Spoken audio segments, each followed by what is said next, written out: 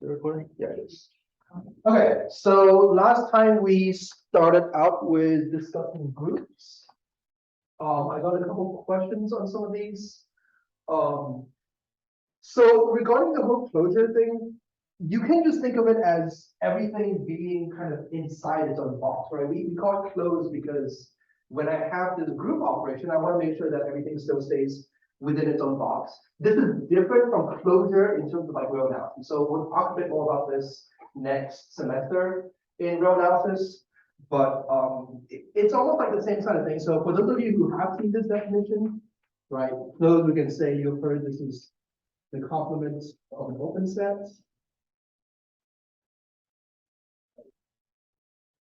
Or we can also say that a set is closed if for all points in set, x is the limit points, right? So these are identical definitions of closure with respect to row analysis. The main difference, so this is, like I said, this is completely different from closure in algebra, but they have the same sort of idea, right? So with row analysis, closure means I can start with a sequence, right? So, sorry, let's say this is my limit point. I can construct a sequence that's still completely within this set, right? So maybe I have some sequence of steps that goes all the way back into here, and that's still within the set. Or maybe I can have some partition, right? I'll start with some overall set. As long as I have a partition that's open, it's not, each of the things that are separated are not closed sets because there's this kind of like dotted line in between them, right? So it's similar to the idea of keeping everything within this nice little neat gift wrap box, but it's not the same definition that you're used to. So for those of you who have done an AdCal or row analysis class before and haven't really seen algebra, they're kind of two different things, right? So I wanted to address that first. But okay, so what are we talking about? We talk about groups. We set up some definitions for subgroups. We talked about the subgroup test. So now let's look at some other definitions of like properties of groups, right? So for example, we can talk about the size of the group just like we talked about the size of the set. So then I would say, let's give you a group. Right. So we can say that the order of group, and since we're going to use this word order to represent like size, the same way we do in sets. So we're going to denote it pretty much the same way. Right? The absolute value symbols are commonality symbols. This is the number of elements in group.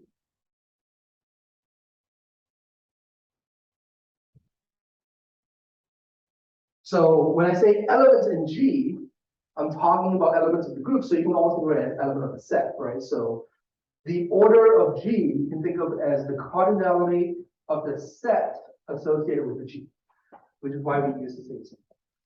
So another thing you can think about is finite and infinite sets, right? The integers are an infinite set. So you wouldn't say they don't have an order, you would just say they have an infinite order, right? So we can split things into finite and infinite order, and so on and so forth. We don't usually split into countable and uncountable orders. When we talk about infinite orders, we usually say infinite. You will very rarely encounter uncountable orders, I believe. Yeah, so I'm thinking of a few examples of uncountable orders. They don't happen very often. So pretty much you can think about everything as countable, at least. Sorry, at most countable. Okay, so that's the order of a group. But algebraists tend to be kind of weird in their naming. So this specifically is the order of a group. So I'm going to extend that line all the way up here. This is referring to the group specifically, right? But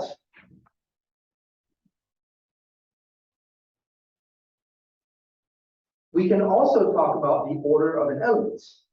Before I do that, some notation, so I don't have to write things up specifically, right? We talked about how last time when I have the operation, this is our notation for B dot B, right? We just put them together for the group operation. And this looks like multiplication, right? So essentially, if I write something like a to the n, where n is an integer, and let's just make it a natural number for now, right? This is exactly what you expect from exponentiation, right? When you work with exponents in like middle school and high school and stuff, it's you take what's 2 cubed. 2 cubed is 8 because it's 2 times 2 times 2. We're going to do the same thing here, except it's not multiplication. It's just the group operation, whatever it happens to be. So this is A dot A dot A all the way to A, and we're going to do this n times. Right, so obviously you guys are used to that notation from this multiplication, but we're going to use this same notation for groups, right? So let G be a group.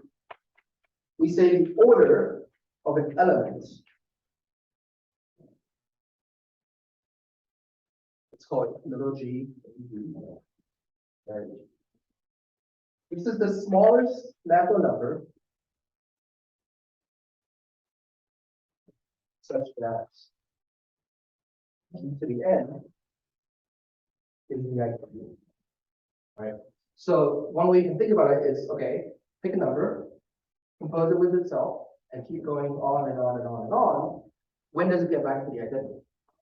So for example, in the integers, I guess this is a good way to introduce example. If there is no such n, the order is 0. Right, so let's look at the integers under addition.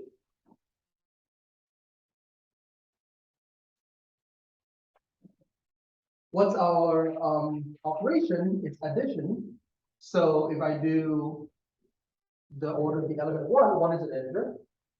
Right, if I do 1 plus 1, well, that's 2. Plus 1 is 3, and so on and so forth. No matter how many times I do this, this is never going to be equal to 1, right? And as an exercise, maybe you can prove this by induction. But essentially, this will never go to 0, so we say the order of the element 1 in this group, the addition is 0. And you can also use this same notation for the order of an element, even though it's kind of confusing. You can also use the absolute value signs, right? So if I have an order G, or if I have an element G and B, right, the order of G is denoted like that. So now, what are some examples of non-zero order? Well, here's another class of groups.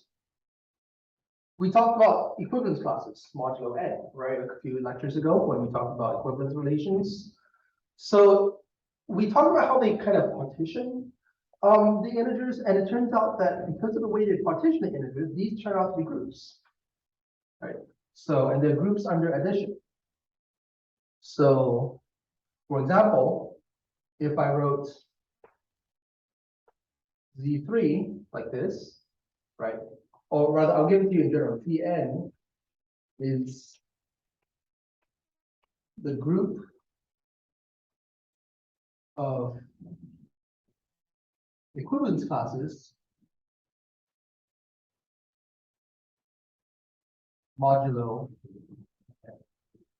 And you don't want to think whether that's equivalence classes, you can just think about them as just the numbers themselves, integers.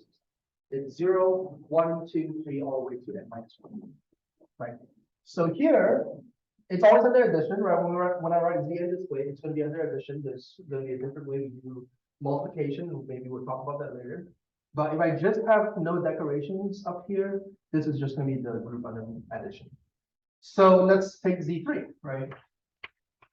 As a set, this has the elements 0, 1, 2, right? 0 all the way up to n minus 1. Well, 3 minus 1 is 2. This is the additive identity, right? Because 0 plus anything is 0.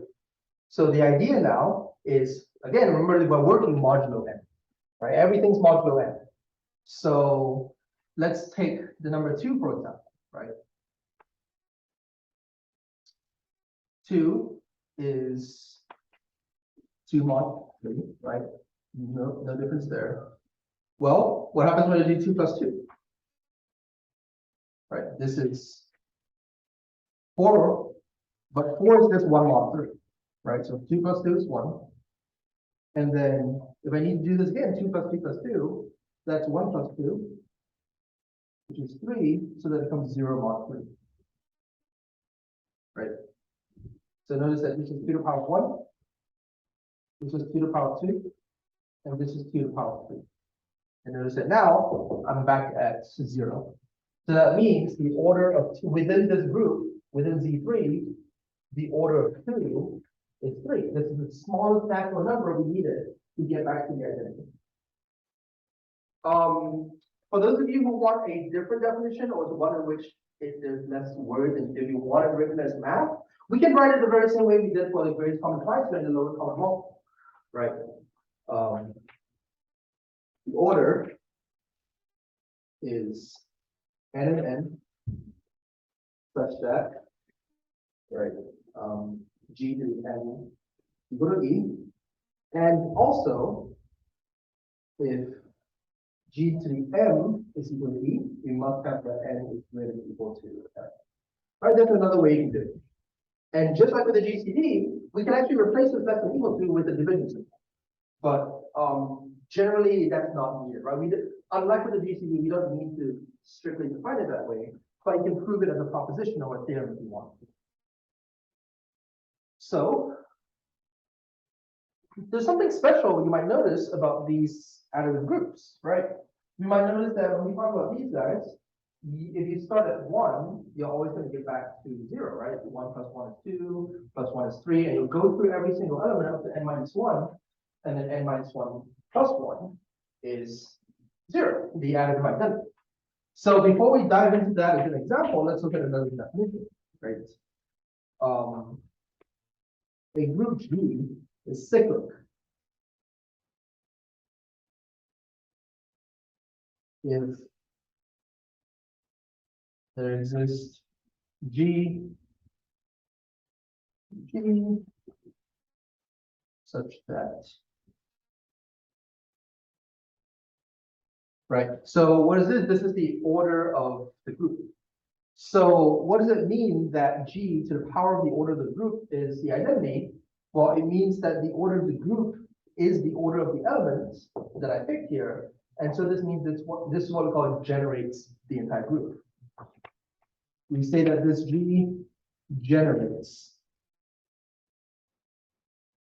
In other words, we can get every single element of the group just from starting at this one guy. So that's why that's why you get the term cyclic, right? I start here, right, and then I go here, and then I go here, and then here, and eventually I get every single thing, right? So you can almost see there's this cycle going up back towards the beginning, right? That's why we call these groups cyclic. And then when we pick one guy, that's a generator. The generator doesn't have to be unique, right? You can have multiple generators of a cyclic group, but they don't have to be, like, for example, it doesn't have to be only one generator or multiple generators. It kind of just depends on the group, right? We'll mainly just say cyclic just means there has to be one, that's all. There exist groups that we'll talk about. In fact, we saw the dihedral groups last time.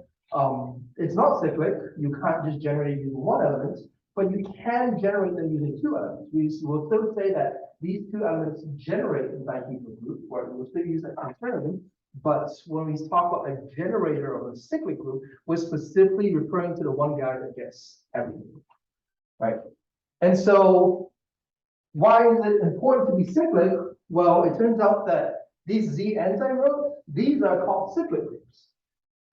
Because every cyclic group can be written as Zn or as isomorphic. But I can't write this out yet because we don't know what it means to be isomorphic. We need ways to compare groups, right? So recall in section 3, we talked about set functions. Well, I called them functions, but they're really set functions because the only thing we had learned up to them was sets, right? And the only thing we had used up to them was sets. right? But now that we start looking at groups and stuff like that, we're starting to look at more mathematical objects. Let's make sure we call these set functions. Let's make sure we're clear that these are functions on sets, not on any other mathematical objects. So if we have these set functions, what do? They take sets to each other, right? I can almost think of there being arrows between sets, and you draw these arrows between them, and voila, you get a set function. You get a set function, right? This whole idea of drawing arrows between objects, you'll see later on when I introduce category theory. Sometimes I like to introduce category theory at the beginning, even though it's a lot of people consider it more of a complex topic in mathematics. A lot of people kind of shy away from it very early on, even in grad school. But I think that it's good to introduce that at an introductory level, just because we kind of see this overarching theme in mathematics, and that when we talk about objects, we need to also talk about the relations between objects, the functions between objects. So for now, we'll call them functions, but they might not be functions, but let's just ask, what are the functions, in quotes, between groups? Right, we'll still need to take the set to a set, but now we also need to look at what? We need to look at the operation, right? We need to look at how the operation works between groups, the same way we look at how the elements are between groups. So what are these, right? So homomorphism is what these are. Right, so call these things homomorphisms. They are essentially functions, right? So in other words, here I use quotation for functions, but it turns out these are functions. They are well defined.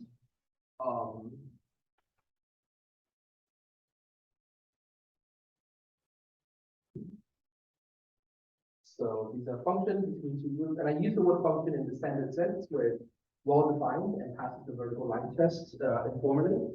Later on, there might be things that aren't functions between mathematical objects. So for now, we're still in a nice world where we have proper functions between objects. So homomorphism is a function between two groups that is order preserving. Operator preserving. So what I'm giving you here, this is a very informal definition, right? I want to first give you the idea of what this thing actually is and what it's trying to do. So when I say homomorphism and I say the function, the thing I want you to think about is operation preserving. But we need a proper definition for it, right? So let G be a group. Sorry, let G and H be groups. Right. And actually, even more than that, instead of writing G and H, we're going to make sure we give them different operations, right? So we know to compare them. So maybe I'll use a dot here, and I'll use a star here to indicate the relevant operations for G and H separately. So let G and H be groups, right? I can bring it over here so I have more space.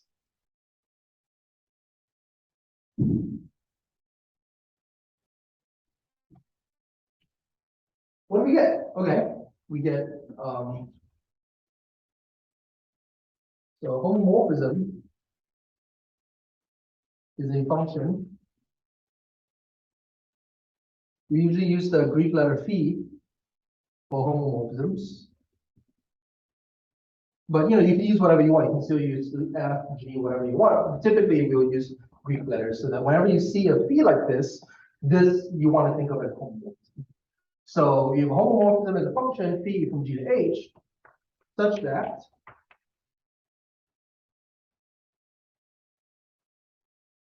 for every G and G, and I guess I'll say D1, D2, and D.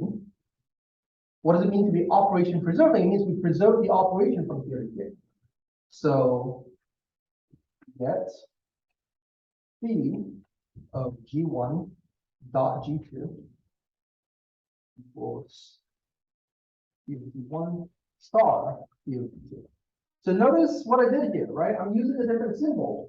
The reason I introduced the dot and the star here as the operations for two different groups is to exactly distinguish the difference here, right? I have a difference of operations here where I use a dot and a star because I want to say what is the group operation. Because this thing, when I put G1 and G2 together, that still belongs in G, right? And phi as a function takes things from the domain, it takes things from G. But here, when I only apply, once I apply the function to the elements, phi of G1 is an element of H, and phi of G2 is an element of H. So how do we put elements of H together? We have to put them together using the star operation, right? So these are not necessarily the same operation, but this is how we show that something is operation preserving. So when we say operation preserving, I mean this, right? I mean this way of putting sets together that still respects the way in which you relate things between sets. For those of you who've done some homological algebra, you can almost think of this as a commuting diagram, right? I'm sure, obviously if you're doing homological algebra, you know all of this stuff, right? But to kind of give you some context, you can draw out what it means to be a homomorphism using a commuting diagram, right? And if you haven't seen category theory yet, it's very often what we will do, right? When we're talking about a functor, we can sort of do it that way. And this sort of encapsulates the information about the functor just at a lower level, right? So that's what a homomorphism is, okay? But when we said functions, back in section 3, we also have this idea of having multiple different types of functions, right? Injective, surjective, and so on, right? So since a homomorphism is a function, it can also be injective and surjective, right? But then you might ask, okay, what does it mean to be injective and surjective? It means bijective, right? Well, we have a name for that. So homomorphism, or rather, say this way, a bijective homomorphism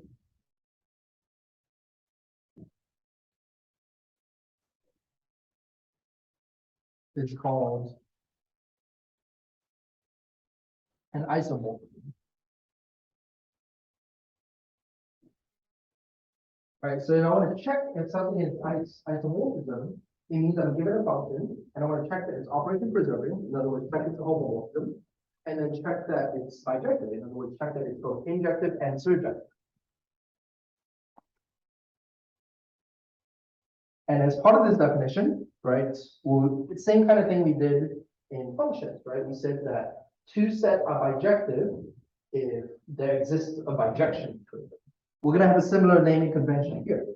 We say two groups, and we G and H, are called isomorphic.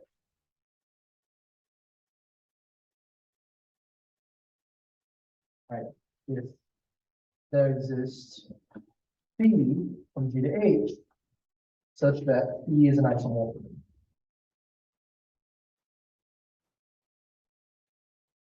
So just like we say that two sets are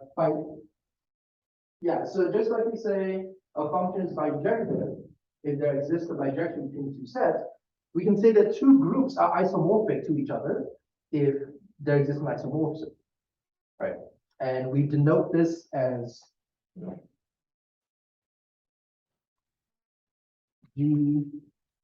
We use the same equivalent symbol, except we have an equal sign with the squiggle on top of it, right? So we'll use that to talk about isomorphic. So I was saying yesterday about how isomorphic and equal are the same thing, right? Isomorphic almost means that there's a different way I can represent my group without actually using the same things, right? So I can talk about, if I have a, a classroom of 30 students, I can call them by their name, or I can number them from 1 through 30, right? And this can be an isomorphism, right? They're not the same set, because in one set I have names, in the other set I have numbers. But there's some relation, right? Each element of the set represents some information, right? Maybe in my grade book, it doesn't matter if I have a set of names or a set of numbers, it identifies a grade, or an R number, or something like that. These are isomorphic, right? Because they're not the same thing, but they represent the thing. So that's what an isomorphism does, right? They identify similar things in two different groups, and basically saying that two groups are isomorphic means that they have the same structure. Everything about them is the same except for the labels, right? Once we label everything, then I know how everything works, which is why we need this operation to be preserved, right? We want them to work the same way. We don't care how we put things together as long as it is being put together in the same way, right? So that's what it means to be isomorphism. So now that we've set up this definition, right, let's go back and talk about cyclic groups. So why do we care about things being cyclic? Why does it make it easy to be cyclic? Well, turns out every cyclic group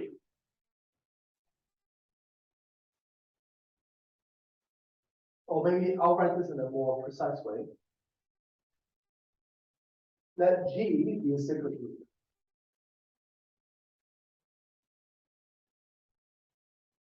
Then exists M in the natural numbers. Such that G is isomorphic to Cn. Right? So these are cyclic. So anytime I see a cyclic group, it means I have one generator. Okay, there's some group out there of the same size, which generates the entire group. We can call that Vn. Right.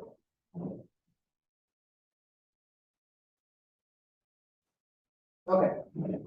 So now we can talk about different representations, right? So we have different ways to talk about how a group is generated and stuff like that. We're going to talk about two examples. The same two examples I kind of hinted at in the first lecture of the section, symmetric groups and dihedral groups. In an actual course in abstract algebra, you will spend quite a bit of time on symmetric groups and get a lot of properties from them. I'll kind of just outline what they are, and we'll kind of skip over a lot of details just because the point of these sections is just give you an introduction to what you might expect, not necessarily to go into all the details for each of these concepts. But so symmetric, right? So first we'll start with a set. Now this won't be the set related to the group, but we'll see how it works. So let S be equal to the set 0, or rather 1, 2, 3, all the way to n. Right? Some people will define this as n with a bar under it, right? You will see that sometimes as notation, but it really doesn't matter. It's just we don't really work with the sets. What we do work with is the bijection between these sets. So consider the set of all bijections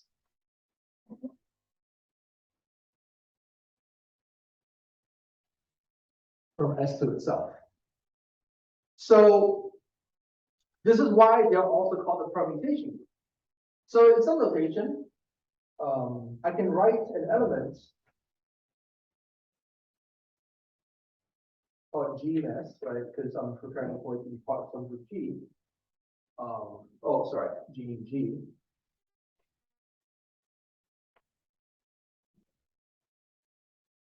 So we'll call this set G, right? We'll call it because this will be a group. So an element G and G, it can be written in two-set form.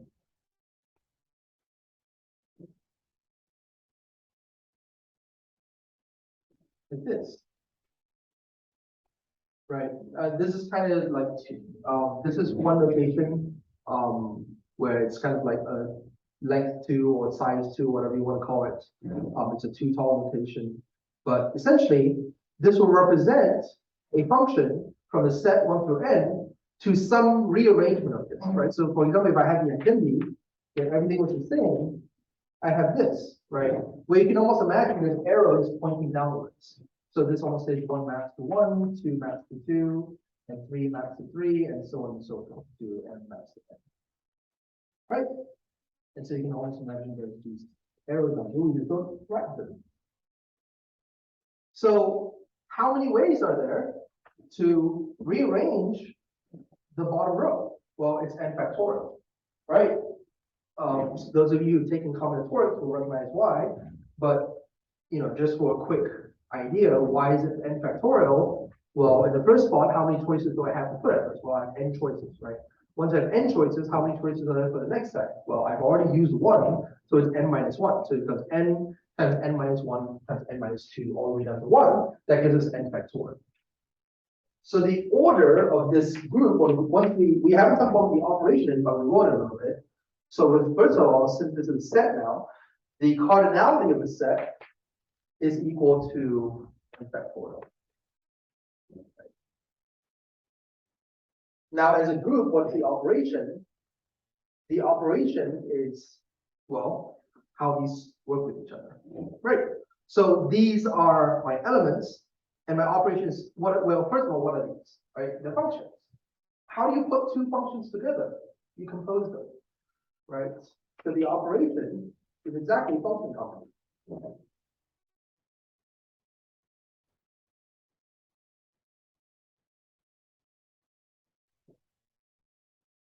Right, and here G really is Sn, right? We'll write these as Sn as a group, right? So here I just write a G as a set. I'm just telling you what the elements of the set are. But these sets form a group, right? This set with this operation of function combination called a group, because the elements of the set are really just bijective functions.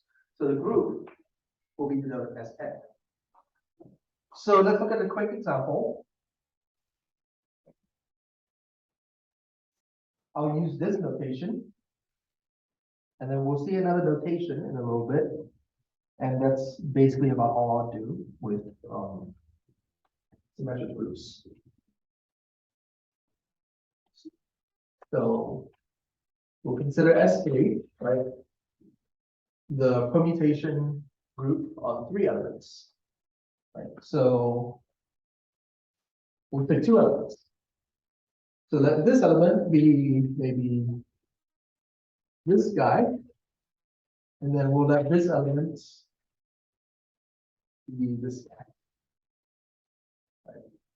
So what does G compose H? For example. Well, remember this is G after H, right? Which means we do H first and then G. So we'll start by writing in the top row because we know that's in order 1, 2, 3. Well, let's do H first.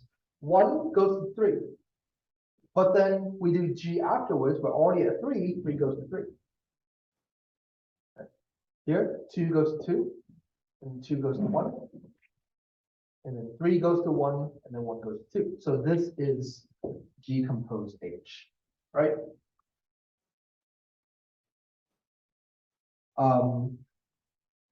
If I want to actually write out the elements, right, I'll say that this I can write as 1 maps to 2, 2 maps to 1, 3 maps to 3, right? So when I'm doing composition, I'm just doing the mapping in the correct order. Okay, so that's one way to represent these. Another way is what we call cycle notation, right? So in cycle notation, we just have what we call cycles. Well, we remember what cycles are, right? They almost sound like cyclic. So it means that maybe we have these numbers going around in some cyclic manner where one of them generates everything in that set, right? So let's look at this. Let me maybe make a bigger example. At 6 elements. Just write some random numbers here, right? Like this.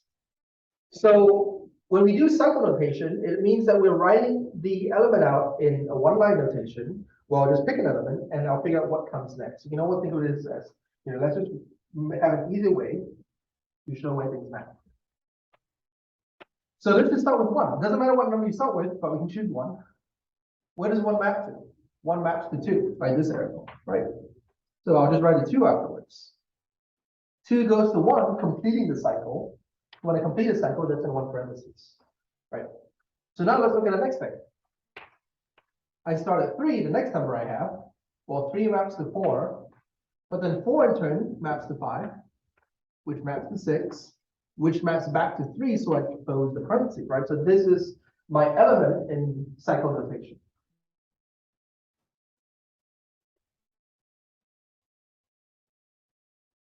So these are called permutations, right? They are part of the permutation group, which is also called the symmetric group. We say, let's see. I'll start with this. A transposition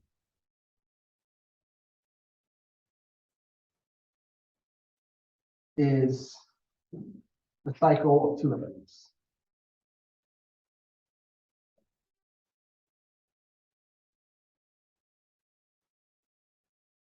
Right. So here what we have is we have a cycle. We have G written in cycle notation. Cycle notation is not unique. There are multiple ways in which perhaps we can write cycle notation. For example, maybe let's look at 1, 2, 3 as a cycle, right? I claim that I could write it this way. Well, notice that 1 shows up twice. Maybe that's why we have non-uniqueness. But let's see if these are the same, right? So what happens here? Remember, we read from right to left when we compose, right? In other words, we say when we have F circle G, we have F after G. So when we are working through what this because remember, when I do this, this is really a composition, right? Over here, this is still composition, but they have nothing to do with each other. They don't share any numbers in common, so it doesn't really matter. Here, it matters because I have a 1 in common. So when I do the composition, right, let's figure out what happens. We'll start on this guy and we'll move to the left. So 1 maps to 2, here 2 maps to 2, right? Because 2 doesn't map to anything in this transposition. And then 2 maps to 1, but then we don't stop there. We say 1 maps to 3 when we compose them, which is what we started with, right? So those are the same thing. So for every permutation, for every element of the symmetric group, if I only include every number once, there is a unique representation. There's a unique way in which I will put these parentheses together, right? If I put all the numbers in order. Generally, if we have something by itself, right? If 1 maps to 1, that would be kind of by itself like that. We wouldn't include, some people would choose not to include that, right? We'll just ignore it, right? It's like saying we don't need to add 0. We don't need to compose with the identity function. We can just ignore it. But essentially, there are non-unique representations of the cyclic structure. And so we can get these by introducing other numbers, right? So we can see that this is one way in which we can decompose. In fact, if you want to decompose into transpositions, and you'll see why this is important in a little bit, say you have 1, 2, all the way up to n. This same pattern works. 1n is a transposition, 1n minus 1 is a transposition, and we'll keep doing this until 1, 2. We'll kind of go backwards with 1 in the first position. So you'll see 1 maps to 2, which maps to 3, and then we stop there. And then 3 maps to 1, which maps to 4, the next one, and stop there, and so on and so forth, right? So you can prove that these two are the same by induction. And maybe I recommend those of you who might not be perfectly comfortable with induction yet, maybe you can try this. But essentially, the idea is that any single cycle can be broken down into transposition, no matter what, by doing this process. So, knowing that we can do this, any cycle can be broken down into nothing but transpositions, and that gives us a new definition. A permutation is called even.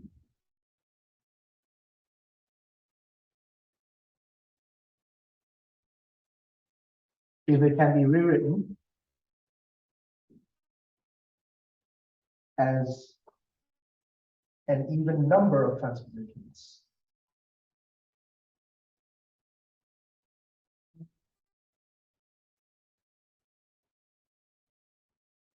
So over here, we look at this element, there's 2 transpositions, 2 is an even number, therefore this is an even permutation. Even though as a cycle, it has an odd number of things, right? It turns out that if my permutation is exactly 1 cycle, right?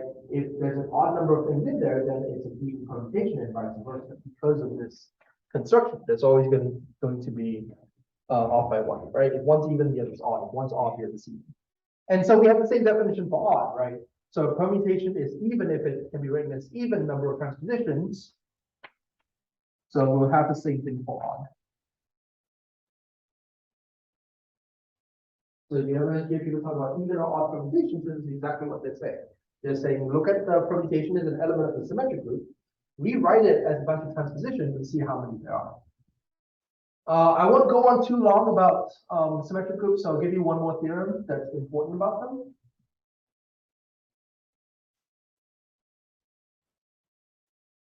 And then we can briefly talk about dihedral groups before going on.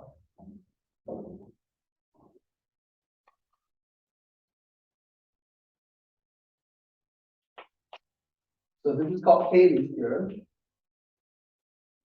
Probably one of the most important theorems in group theory.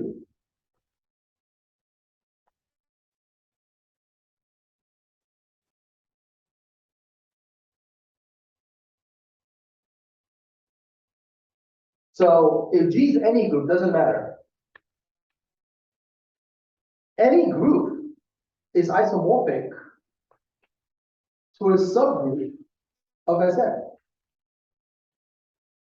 Right, there exists a Nm and there exists the group H, subgroup of Sn, such that G is isomorphic. Right? Every single group can be written as the subgroup of some symmetric group. Right? Maybe not a symmetric group, right? It may have some really weird properties, but it will be a subgroup of some symmetric group. And that's why these are so important. That's why we talk about symmetric group in almost every group theory class, because of theories.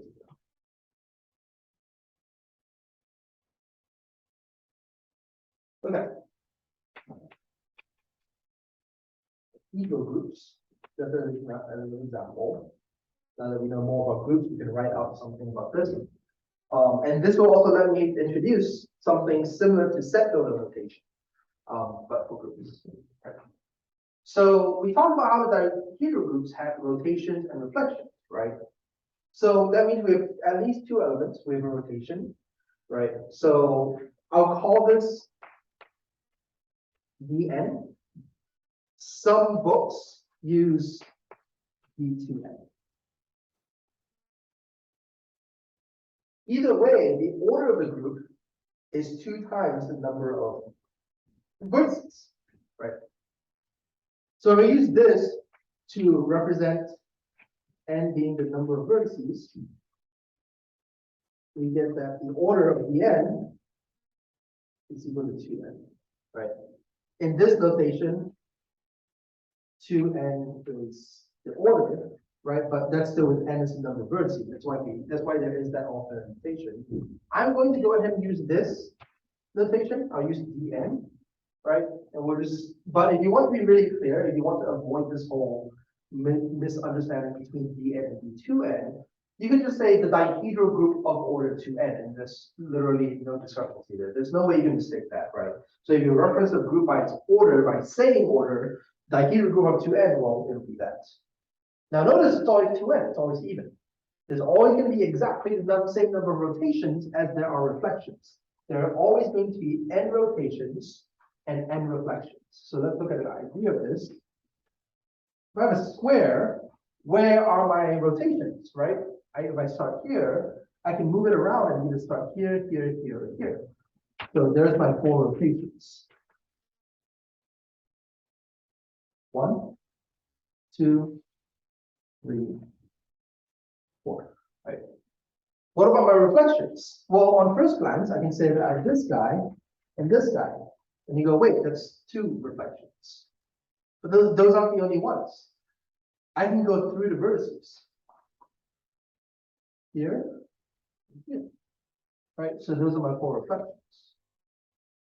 So if the number of vertices are even, I have n vertices, right? So n rotations. And then I have n reflections that go through vertices. Sorry, n over 2 reflections that go through vertices. And I also have n over 2 reflections that go through the middle 2 vertices, right? Those are still reflections. What if I have an odd number of vertices, right? Notice I still have the same 5 rotations, right? N rotations. But what happens when I start at a vertex and do a reflection? Every single reflection, every single reflective symmetry will go through exactly 1 vertex and exactly the middle, the opposite pair of vertices. So instead of having, n over 2 plus n over 2, here I have exactly n reflections. right? So either way, let's have two elements, right? Let R be a rotation, doesn't matter which one, right? And let S be a reflection.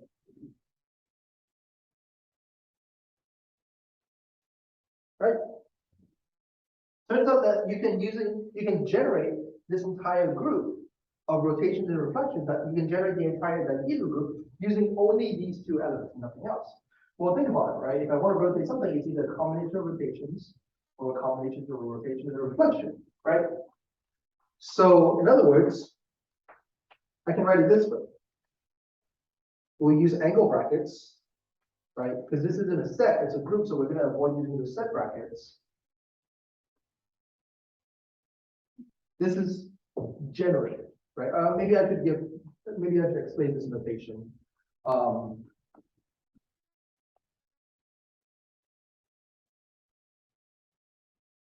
If you let A be in a set G, so let A be an element of a group G.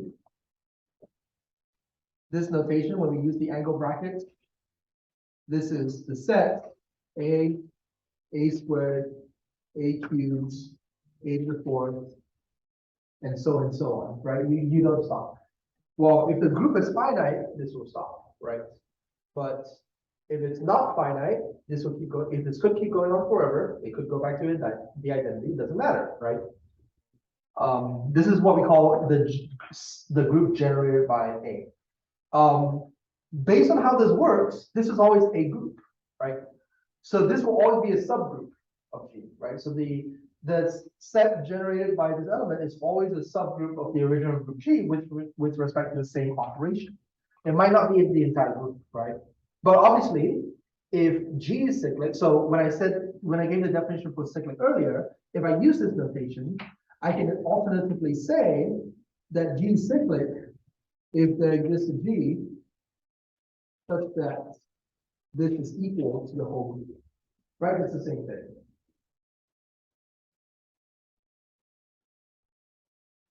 So here, how do I represent the dihedral group without, because what I'm doing here is this is the geometry of it, right? This is what it looks like. But in math, we don't care for what it looks like. We just want a way to represent it, right? So we'll just talk about elements, right? We'll no longer call them a rotation. We'll no longer call them a reflection, but they have similar properties, right? So the order of R is n, right, for n vertices. The order of S is 2. Because when we do a reflection twice, we get back the same thing. And we have this weird thing where R inverse is equal to S inverse. In other words, if I do a rotation and then a reflection and then rotate it back, I get the opposite reflection in some way. Oh, yeah. Is that right?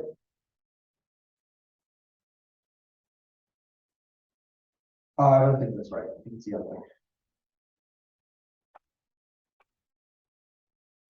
Yeah, there you go. Right? So that's the dihedral group. So what is this group presentation do? The angle brackets mean I'm generating something. So what this means is I'll start with only these two elements. I'll start with one rotation and one reflection. And I'll keep composing them with each other in every single possible way I can until I get the whole group, right? And that's the end. Right, so this is some way in which you will see, these are called group presentations.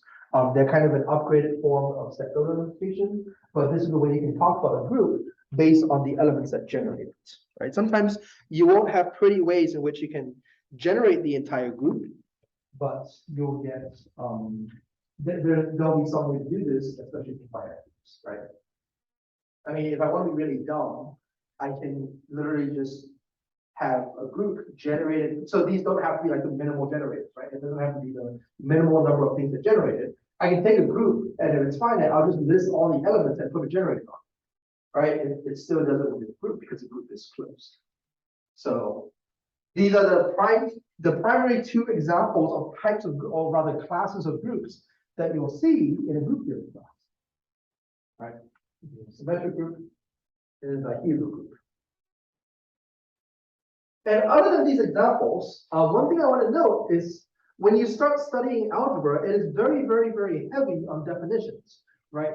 The entire class will basically be definitions thrown after you one-on-one to define different objects. So there's a lot more I can say about groups, right? There's different types of subgroups. There are things called normal subgroups that follow some sort of what we call conjugation, right? And when we get normal subgroups, we're talking about equivalence classes. The same way we talk about equivalence classes of sets, we talk about equivalence classes within groups, and one of the most common ways to do that is by what we call conjugation, right? But I don't want to take up too much time. I want to dive into something else. I want to say a bit more about objects that aren't two groups, right? So far we kind of talked about groups this whole time, but algebra isn't just about groups, right? There are other objects we care about. For example, those of you who might have taken linear algebra will remember vector spaces, and vector spaces seem to have a really long list of properties. Well, vector spaces are objects, right? It turns out they're what we call modules. They're a type of module, right, over a field. But usually in an algebra class, just an abstract algebra class, we talk about groups, right? Because they're kind of the most basic object.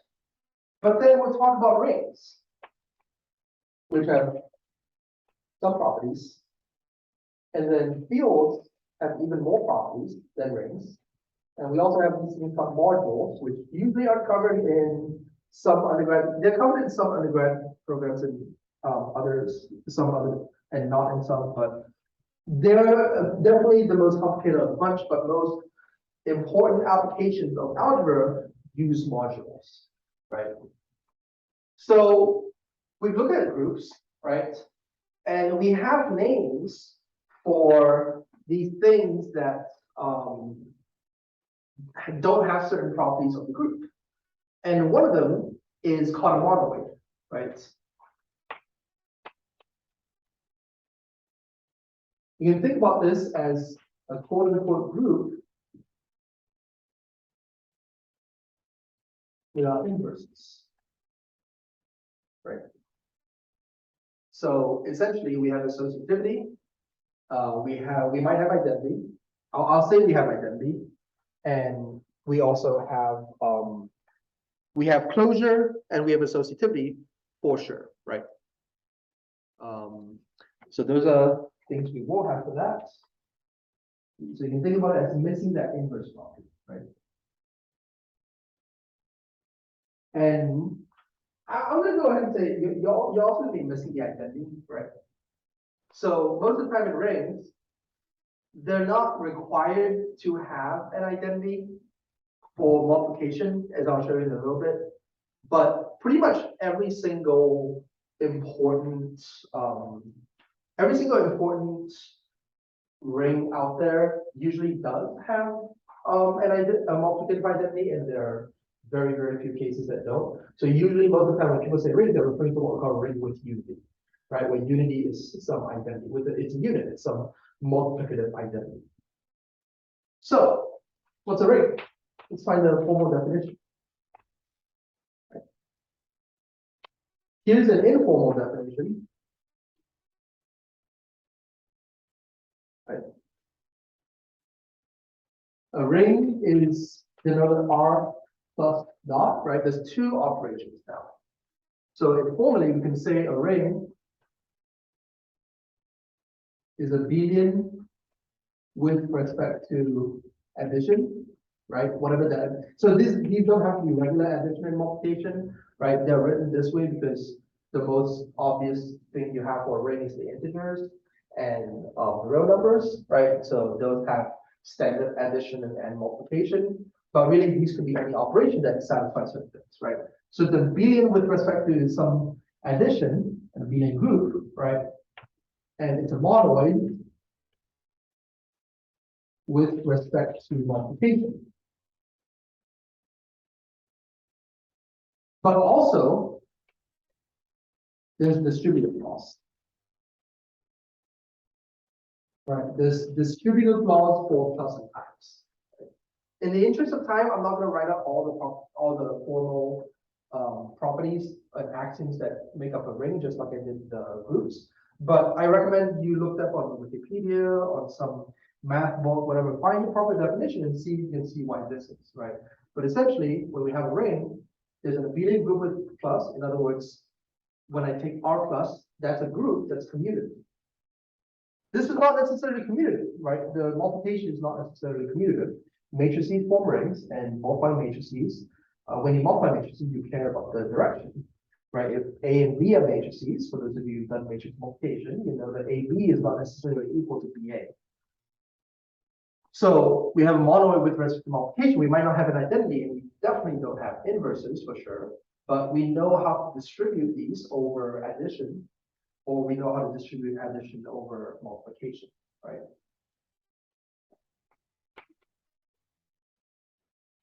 Fields are more,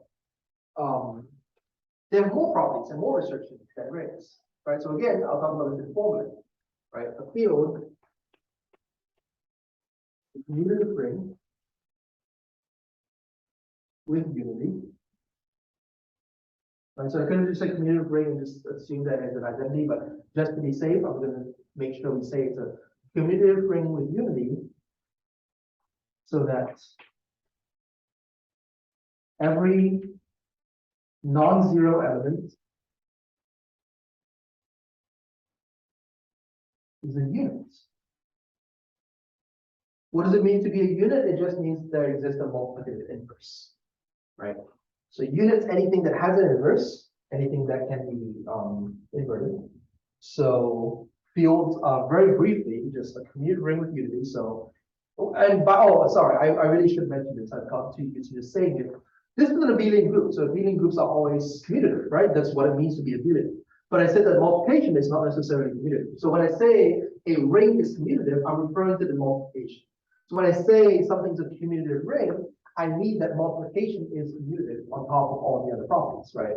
So technically field, there's one property here, there's like 9 properties here, there's one property here, and there's another property here, right? So you can see there's 100 properties for fields. But you can also boil this down into like 9 or 10 different propositions that you can see why these are the same thing, right? So I highly recommend going and looking for an actual definition of these. For those of you who are scribing and taking notes, I would like you to include the formal definition in your notes for these guys.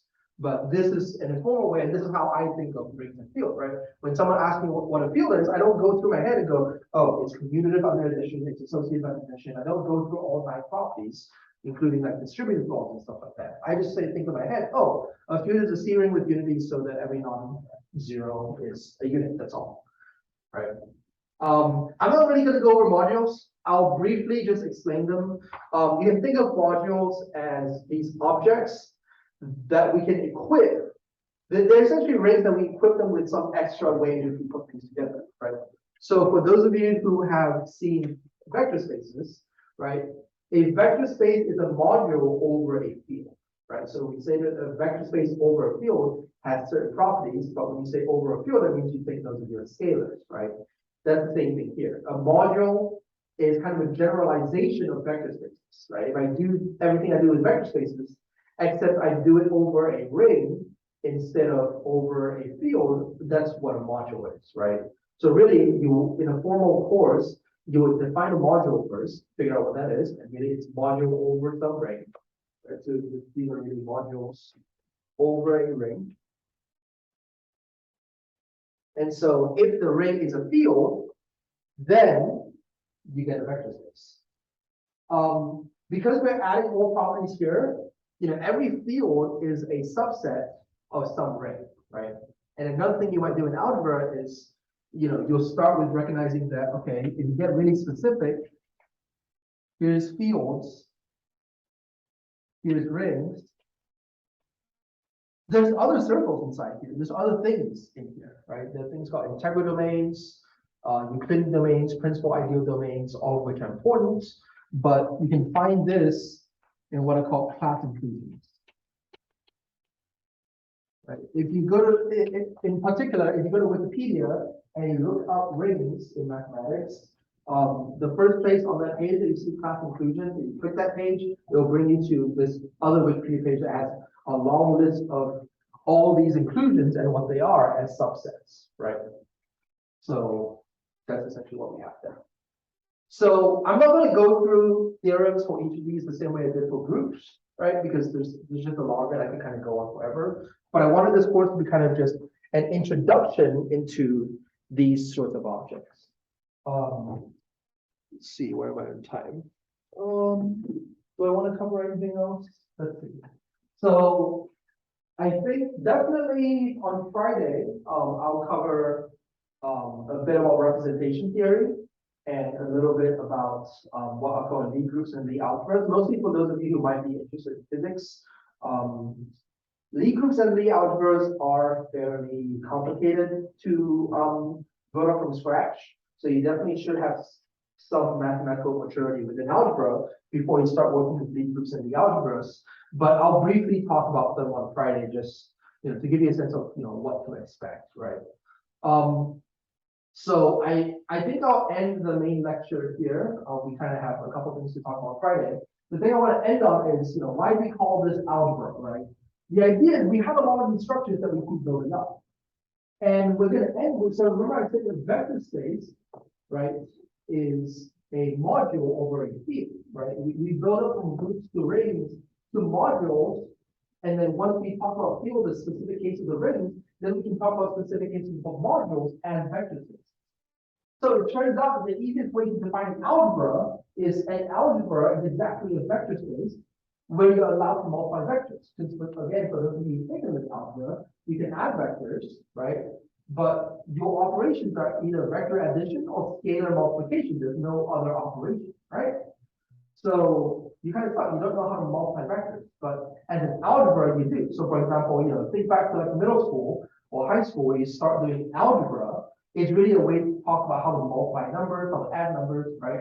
Well, we can think about the real numbers as a vector space, right? The real numbers are a vector space over itself, right? Which means we have scalar multiplication is the multiplication of real numbers, and vector addition is the addition of real numbers. But then this gives us a way to multiply numbers together, right? We have a way to multiply numbers, and that's your vector multiplication, right? We call those bilinear operations. We don't have to go into the specifics of that, but essentially, so on Friday, we'll start talking about algebras a little bit.